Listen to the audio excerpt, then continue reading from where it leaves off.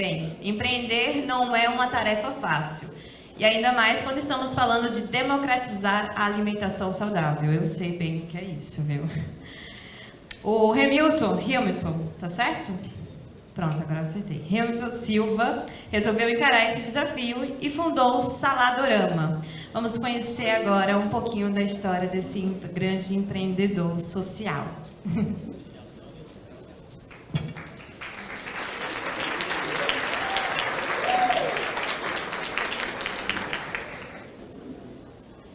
Eu não sou bom em palco, é pra ficar aqui nesse meio, né? E aí, gente, como é que vocês estão?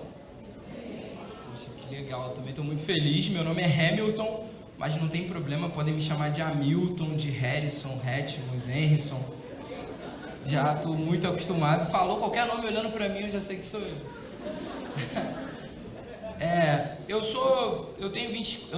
Acabei de fazer 30 anos, estou super feliz disso. Sou morador de São Gonçalo, vocês conhecem São Gonçalo? Vocês são de São Gonçalo? Ah, meu Deus do céu! Começamos bem. Então, eu sou de São Gonçalo e na minha família a gente nunca falou sobre alimentação. A alimentação para mim sempre era aquela que eu não podia pagar, né? Era sempre a mais cara, era aquele hambúrguer artesanal, aquele sushi, que eram as coisas que eram explicadas pra gente. E São Gonçalo é uma cidade que as coisas chegam um pouquinho depois, assim. Então, eu tenho 30, eu vi meu primeiro shopping, eu vi meu primeiro calçadão, a gente viu as coisas sendo construídas em São Gonçalo.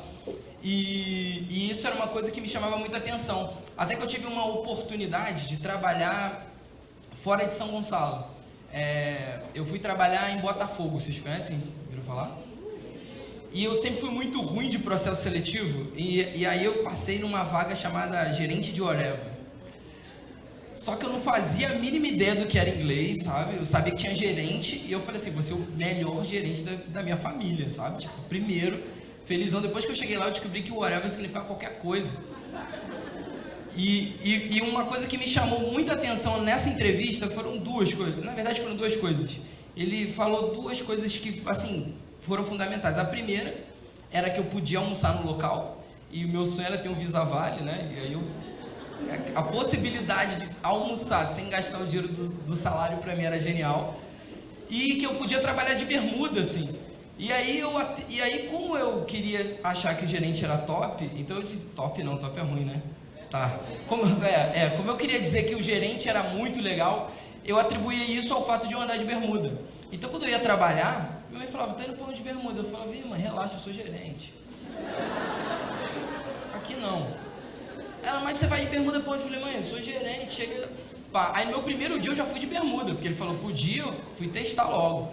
E aí, nesse primeiro dia, ele foi me apresentando a casa, falando... Tá, eu falando, animadão, cadê meus funcionários? E cheguei lá, era eu e eu mesmo. E aí falou, não, é pra você ser visionário, assim, daqui a pouco vai que, né? Eu falei, não, tudo bem. E aí eu falei, pô, beleza, a lance de gerente já não é muito legal, mas vamos ver aqui o que tem e tal, tem a lance do almoço. E quando ele falou pra mim que o almoço era no local, me chamou muita atenção, porque era na zona sul do Rio de Janeiro, e tinha aquela galera da PUC, assim, sabe, branco, do olho azul, olho verde. Eu falei, mano, essa galera aqui vai comer bem, sabe, tipo, a galera é rica, não tem um pretexto. Eu tinha que juntar o mês inteiro. Aqui só tem gente rica pra caramba. Só que uma coisa me chamou a atenção, no meu primeiro dia de almoço, eu tinha uma expectativa lá em cima. Eu falei, pô, vai ser picanha. Eu já fui, nossa, eu trabalhava já olhando pro relógio, assim, falando, será que é? Aí eu falei, pô, picanha na segunda acho que não ia ser legal, sabe, ser um sushi e tal. Só que eu dei de cara, assim, com isso. Isso é uma lasanha de berinjela. Pra mim, bateu muito diferente, assim. E essa foto eu peguei do Google, significa que esse é o melhor ângulo que eu achei de uma lasanha de berinjela. Então, se você não se simpatizou, não vale. E aí veio a lasanha de berinjela. E lá, nesse escritório de coworking, tem esse negócio de liderança horizontal, você sabe? Que o seu chefe quer ser seu amigo e tal. Aí o meu chefe olhava pra mim e falava assim, ô, meu garoto. Eu falava, eu não sou seu garoto. Aí ele, não, senta aqui que eu vou pedir um negócio pro meu garoto. Me vê uma lasanha de berinjela. Eu falava, cara, não faz isso. Aí eu levantava, ia fazer qualquer outra coisa e tal, e ia na esquina e comia uma coxinha.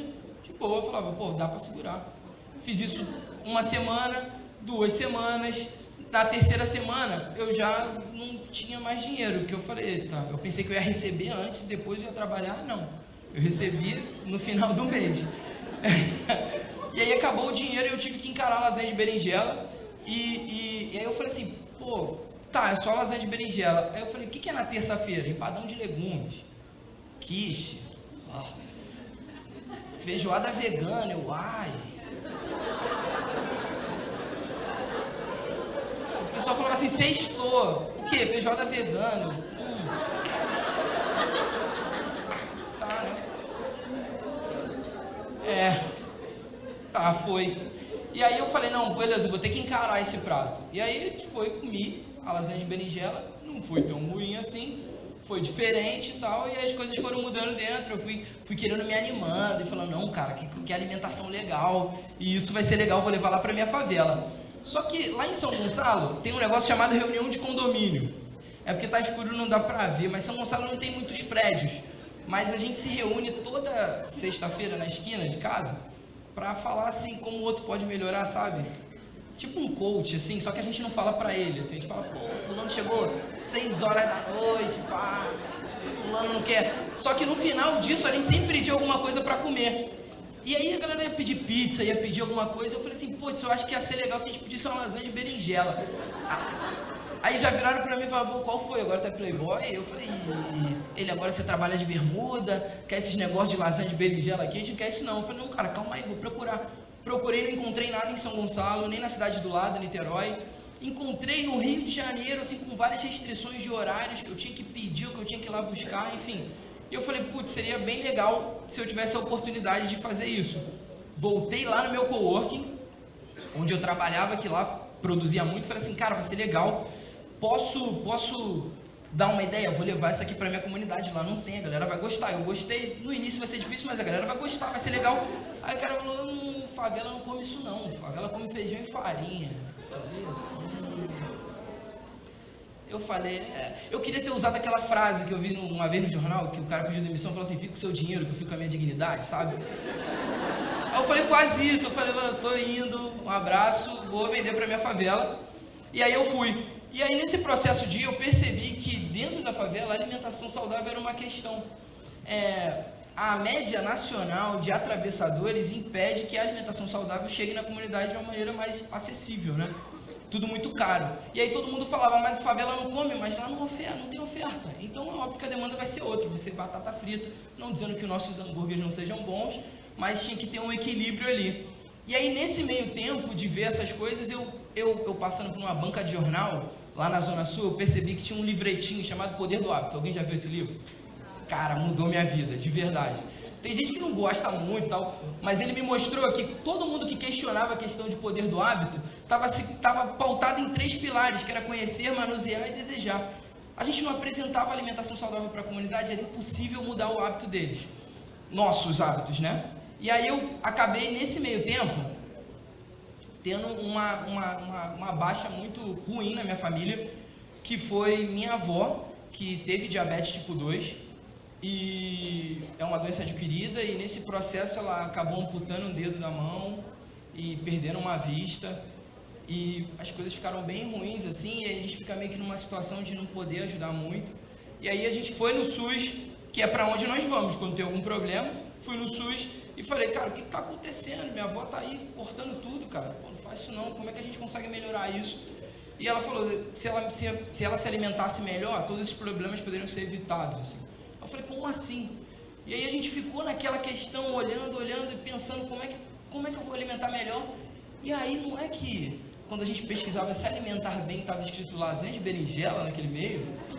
Eu falei, maldita, agora você vem comigo. E aí a gente começou a levar a alimentação, a pensar a alimentação para minha família.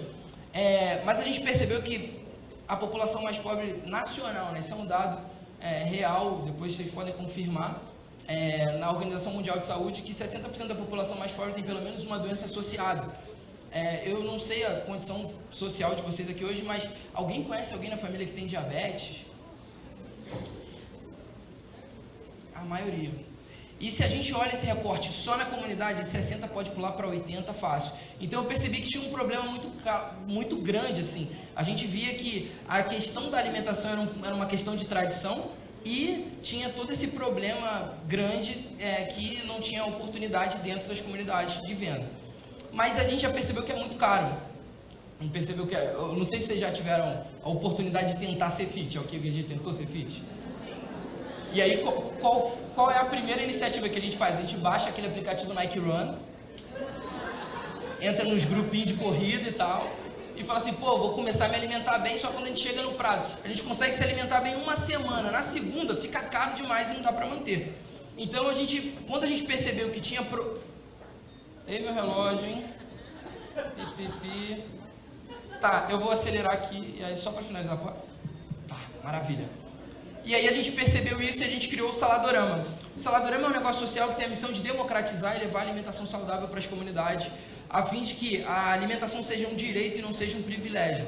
Né? É muito simples, é da comunidade para a comunidade. A gente consegue integrar todo o ciclo, onde o agricultor, a cozinheira e o entregador fazem um produto exclusivo para a própria comunidade. Ou seja, a agricultura é na favela, as cozinheiras são mulheres da periferia mesmo, que ali a grande maioria já tinham seus filhos e o horário da creche era de 9 às 4, então dava uma dificuldade assim de conseguir ter uma independência, porque tinha que ir para o trabalho, depois tinha que voltar rápido, tinha que fazer tudo isso, e a gente conseguiu de fato fazer com que o horário do Saladorama fosse de 9 às 4 para dar a mobilidade.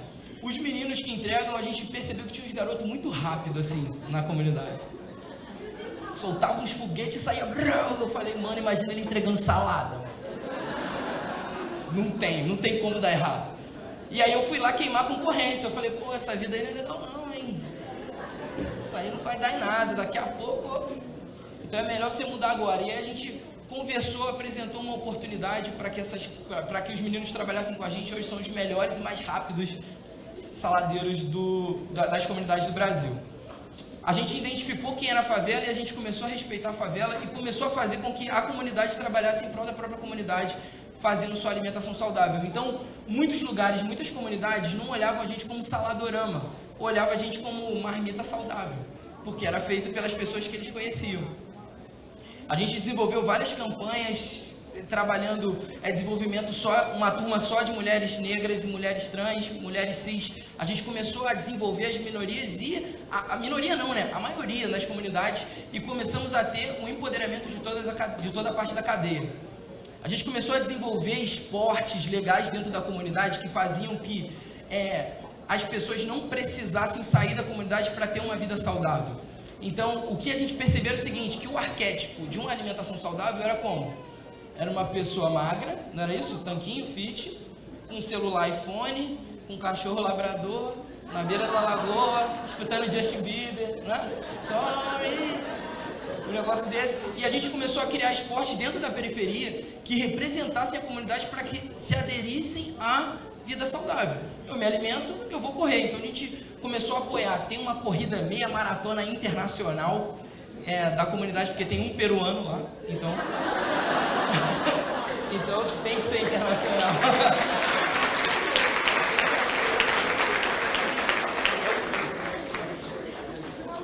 Ah, tá. E aí a galera corria, subia a escada, quando chegava lá em cima ganhava, e a gente dava salada, dava prêmios e tal, e se tornou um grande sucesso. A gente conseguiu alguns impactos bem legais, a gente já impactou com mais de 400 mil pessoas, estamos em 6 estados, estamos atuando em 4 países diferentes, e isso tudo começou com uma ideia que era para melhorar a vida das pessoas da minha comunidade.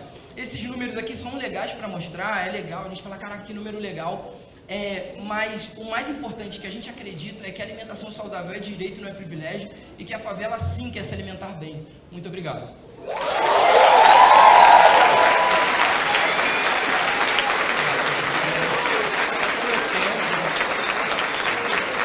Obrigada.